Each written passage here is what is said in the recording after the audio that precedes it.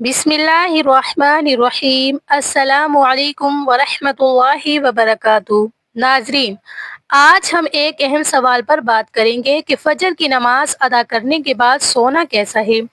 नबी करीम सल्लल्लाहु अलैहि वसल्लम ने फरमाया, जो बंदे फजर की नमाज पढ़कर सोते हैं, अल्लाह ताला उनके घर में ये 3 चीजें नाजिल फरमा देता है। दीन इस्लाम हमें सिर्फ इबादत ही नहीं सिखाता, बल्कि एक मुकम्मल तर्ज जिंदगी भी अता करता है। इसीलिए सुबह के वक्त जागने को बहुत अहमियत दी गई है। कहा जाता है कि सुबह सवेरे उठने में बेशुमार बरकतें हैं।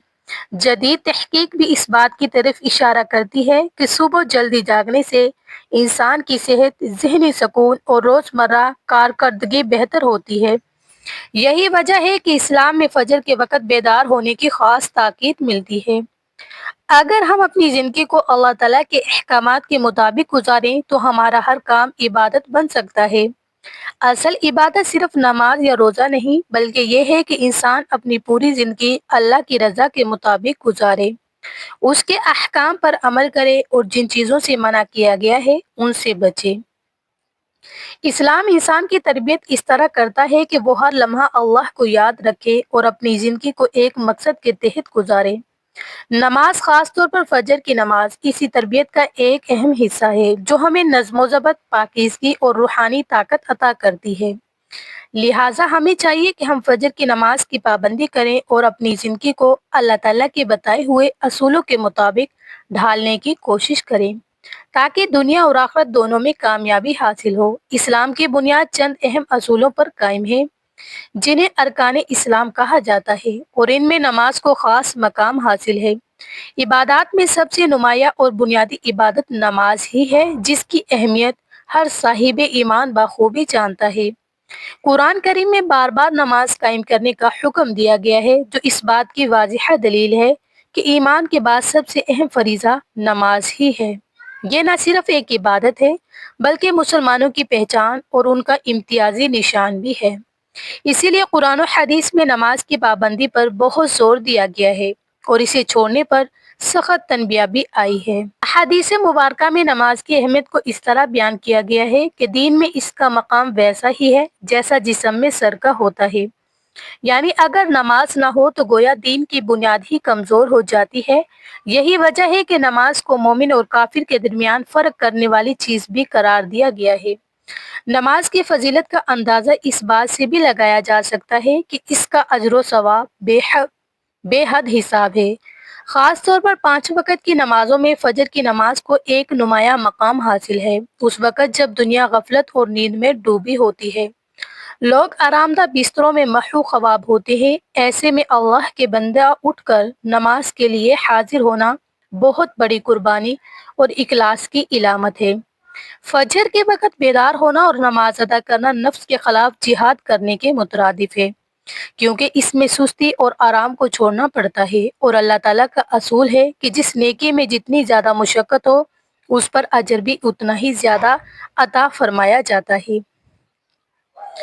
लिहाजा हमें चाहिए कि हम नमाज, ख़ुसूसन फजर की नमाज की पाबंदी करें और अपनी ज़िंदगी को अल्लाह ताला की रज़ा के मुताबिक गुजारने की कोशिश करें, क्योंकि यही दुनिया आखिरत की कामयाबी का रास्ता है। चाहे नेकी कितनी ही छोटी क्यों ना हो, अल्लाह ताला के यहाँ उसकी बड़ी कदर है। कुरान और हदीस में भी नमाज, फजर और तिलावत कुरान की खास अहमियत बयान की गई है, जिससे उस वक़्त की अजमत वाज़िह होती है। कुरान करीम में फजर के वक़्त की तिलावत का खास जिक्र मिलता है, जिससे मालूम होता है कि उस वक़्त पढ़े जाने वाला कुरान में एक खास नूरानियत और बरकत होती है। ये वो वक्त है जब इंसान का दिल ज़्यादा हाजिर और रूह ज़्यादा बेदार होती है, और इंसान अल्लाह की वहदानियत को ज़्यादा गहराई से महसूस कर सकता है। अहादीस नबी सल्लल्लाहु अलैहि वसल्लम में भी नमाज फजर की बड़ी फजीलत बयान हुई है। नबी करीम सल्लल्लाहु अलैहि वसल्लम ने फरमाया कि फजर की 2 रकत सुन्नतें दुनिया और उसकी तमाम नेमतों से बेहतर हैं। यहाँ दुनिया से मुराद सिर्फ ज़मीन का एक हिस्सा नहीं, बल्कि पूरी कायनात, उसकी दौलत, नेमतें, हुकूमतें और हर किस्म की आसाइशें हैं। ज़रा गौर करें, जब सिर्फ 2 रकत सुन्नतों का ये मकाम है, तो फ़र्ज नमाज फजर की फजीलत कितनी ज़्यादा होगी। एक और हदीस के मुताबिक जो शख्स फजर की नमाज अदा करता है, वो अल्लाह ताला की हिफाजत में आ जाता है। یعنی اللہ خود اس کی نگرانی فرماتا ہے اور اسے اپنی پناہ میں لے لیتا ہے۔ اسی طرح ایک اور خوشخبری یہ دی گئی ہے کہ جو شخص فجر اور عصر کی نمازوں کی پابندی کرتا ہے اس کے لیے جنت کی بشارت ہے۔ لہٰذا ہمیں چاہیے کہ ہم نمازی فجر کی قدر کریں، اس کی پابندی کو اپنی زندگی کا حصہ بنائیں اور اس بابرکت وقت میں اللہ تعالیٰ سے اپنا تعلق مضبوط کریں، کیونکہ یہی وقت انسان کے لیے کامیابی، سکون اور برکت کا ذریعہ بنتا ہے۔ ایک روایت میں بیان کیا گیا ہے کہ نبی کریم صلی اللہ علیہ وسلم نے فرمایا، جو شخص عشاء کی نماز باجماعت ادا کرتا ہے اسے آدھی رات کے قیام کا ثواب ملتا ہے، اور جو عشاء اور فجر دونوں نمازیں باجماعت ادا کرے اسے پوری رات عبادت کرنے کا اجر دیا جاتا ہے۔ لیکن افسوس کے ساتھ کہنا پڑتا ہے کہ فجر کی نماز کے معاملے میں ہم میں سے اکثر لوگ سستی اور غفلت کا شکار ہیں۔ باقی نمازوں کے مقابلے میں فجر میں نمازیوں کی تعداد کم ہوتی ہے۔ یہی حال گھروں میں بھی نظر آتا ہے، جہاں فجر کی نماز کو وہ اہمیت نہیں دی جاتی جو دیگر نمازوں کو دی جاتی ہے۔ اکثر لوگ موسم کا بہانہ بنا لیتے ہیں، گرمی میں کہتے ہیں کہ رات چھوٹی تھی اور سردی میں ٹھنڈ کی وجہ سے بستر چھوڑنا مشکل لگتا ہے، لیکن یہ عذر اللہ تعالیٰ کے نزدیک قابل قبول نہیں ہے۔ ہم میں سے بہت سے لوگ یہ شکایت کرتے ہیں کہ ہماری زندگی میں برکت نہیں، آمدنی میں سکون نہیں اور ہر وقت کوئی نہ کوئی پریشانی رہتی ہے، کبھی بیماری، کبھی مالی تنگی، کبھی ذہنی دباؤ۔ اگر ہم غور کریں تو معلوم ہوگا کہ ان مسائل کی ایک بڑی وجہ ہماری نماز، خاص طور پر فجر کی نماز میں کوتاہی بھی ہو سکتی ہے۔ جب انسان اللہ کے حکم کو نظر انداز کرتا ہے تو زندگی سے برکت کم ہو جاتی ہے۔ اسی لیے ضروری ہے کہ ہم اپنی اس غفلت کو دور کریں، فجر کی نماز کی پابندی کریں اور اپنے دن کی شروعات اللہ کی یاد سے کریں۔ یہی وہ عمل ہے جو ہماری زندگی میں سکون، برکت اور آسانی لا سکتا ہے۔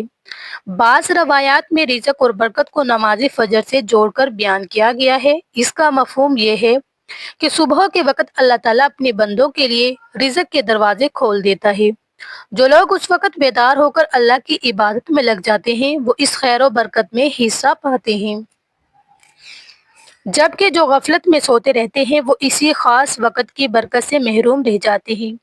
یہاں دروازہ کھلا ہونے سے مراد یہ ہے کہ گھر کے افراد فجر کے وقت جا کر نماز ادا کریں اور اللہ کو یاد کریں اور دن کا آغاز عبادت سے کریں، اور دروازہ بند ہونے کا مطلب یہ ہے کہ انسان سستی اور غفلت کی وجہ سے اس وقت کو ضائع کر دے۔ اکثر لوگ گھروں میں برکت کے لیے مختلف اعمال کرتے ہیں، جیسے قرآن خوانی یا دیگر نیک کام، جو یقیناً اپنی جگہ اہم ہے، لیکن اصل برکت اس وقت حاصل ہوتی ہے جب انسان بنیادی عبادات، خاص طور پر نماز کی پابندی کرے۔ نماز ہی وہ ذریعہ ہے جس سے زندگی میں حقیقی سکون، برکت اور اللہ کی رحمت حاصل ہوتی ہے۔ یہ بات بھی سمجھنے کی ہے کہ صرف فجر ہی نہیں بلکہ باقی چار نمازیں بھی اپنی جگہ بہت اہم ہیں، مگر دن کی برکت کا آغاز فجر سے ہی ہوتا ہے۔ اگر انسان اپنے دن کی شروعات اللہ کی یاد سے کرے تو اس کے پورے دن میں خیر و برکت پیدا ہو جاتی ہے۔ اس کے برعکس نماز فجر میں مسلسل کوتاہی اور غفلت انسان کی زندگی میں بے ترتیبی اور محرومی کا سبب بن سکتا ہے۔ اسی لیے ہمیں اپنی اس کمزوری کو پہچاننا چاہیے اور اپنی نمازوں کی حفاظت کرنی چاہیے۔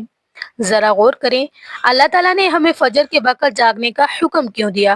کیا یہ صرف ایک عبادت کا وقت ہے یا اس کے پیچھے کوئی گہرا راز بھی پوشیدہ ہے؟ حقیقت یہ ہے کہ یہ وقت روحانی سکون، ذہنی تازگی اور برکتوں کے آغاز کا وقت ہے۔ جو شخص اسے پہچان لیتا ہے اس کی زندگی بدل جاتی ہے۔ ناظرین، اب ہم آپ کو اس وقت کا ایک اہم راز بتاتے ہیں۔ حقیقت یہ ہے کہ اکثر لوگوں کے لیے سب سے مشکل نماز فجر کی نماز ہی ہوتی ہے، کیونکہ اس وقت نیند کا غلبہ بہت زیادہ ہوتا ہے اور بستر چھوڑنا مشکل لگتا ہے۔ لیکن اگر اس وقت کی اصل حقیقت اور فائدے کو سمجھ لیا جائے تو انسان کبھی فجر کی نماز چھوڑنا پسند نہیں کرے گا۔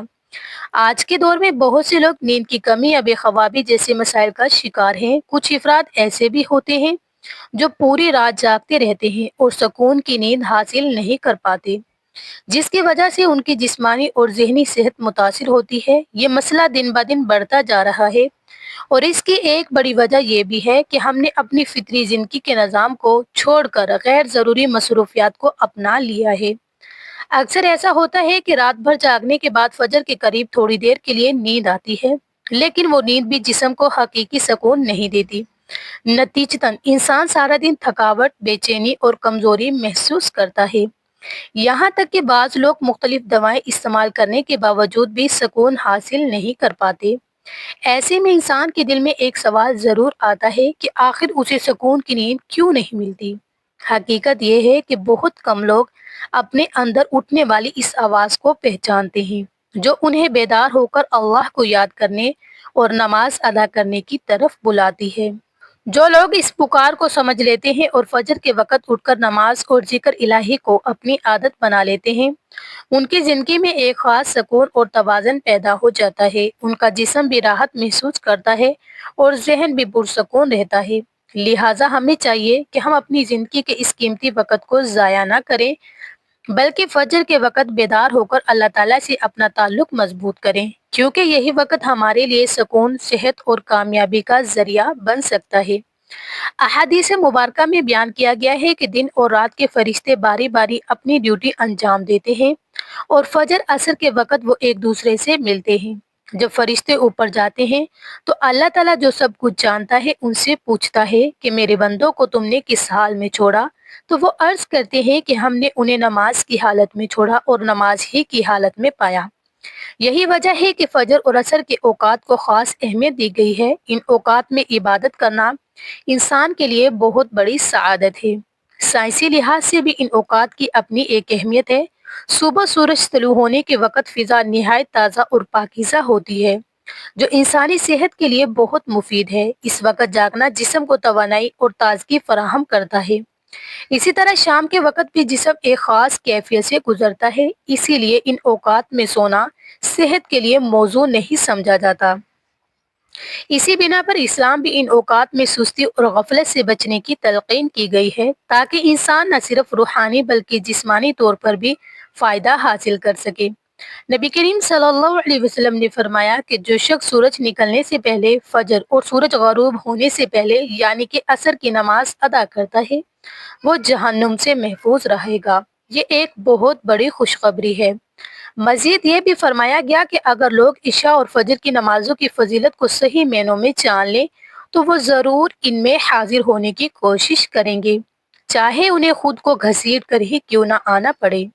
اب ذرا ہم خود اپنا جائزہ لیں۔ ایک طرف ان نمازوں کی اتنی بڑی فضیلت اور اہمیت ہے اور دوسری طرف ہماری سستی اور لاپرواہی۔ ہمیں چاہیے کہ ہم اپنی اس غفلت کو دور کریں اور ان قیمتی اوقات کی قدر کرتے ہوئے نمازوں کی پابندی کو اپنی زندگی کا لازمی حصہ بنا لیں۔ ناظرین، ایک اہم سوال یہ بھی ہے کہ کیا فجر کی نماز کے بعد سونا جائز ہے؟ تو اس کا جواب یہ ہے کہ فجر کے بعد سونا جائز تو ہے، لیکن بعض علماء نے اسے ناپسندیدہ قرار دیا ہے، خاص طور پر جب یہ روزانہ کی عادت بن جائے اور سستی کاہلی کا سبب بنے۔ احادیث سے یہ بات معلوم ہوتی ہے کہ صبح کے وقت برکت اور رزق کے لیے نہایت اہم ہے، اسی لیے جلدی جاگنا اور اس وقت کو مفید کاموں میں لگانا زیادہ بہتر سمجھا جاتا ہے۔ البتہ اگر کسی کو واقعی نیند کی ضرورت ہو، جیسے کوئی شخص رات بھر عبادت یا کسی ضروری کام میں مصروف رہا ہو، تو ایسے میں فجر کے بعد آرام کرنا جائز ہے۔ بہتر طریقہ یہ ہے کہ اگر ممکن ہو تو سورج نکلنے کے بعد اشراق کی نماز ادا کر کے پھر آرام کیا جائے، کیونکہ اس میں زیادہ برکت ہوتی ہے۔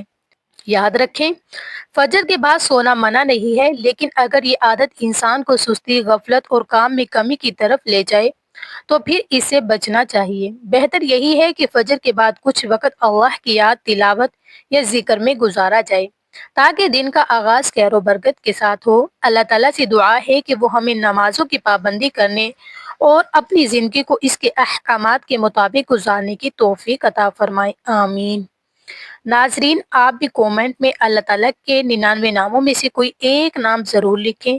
اگر یہ پیغام آپ کو مفید لگا ہو تو اسے لائک اور شیئر کریں اور مزید اچھی ویڈیوز کے لیے چینل کو سبسکرائب کرنا نہ بھولیں۔ جزاک اللہ۔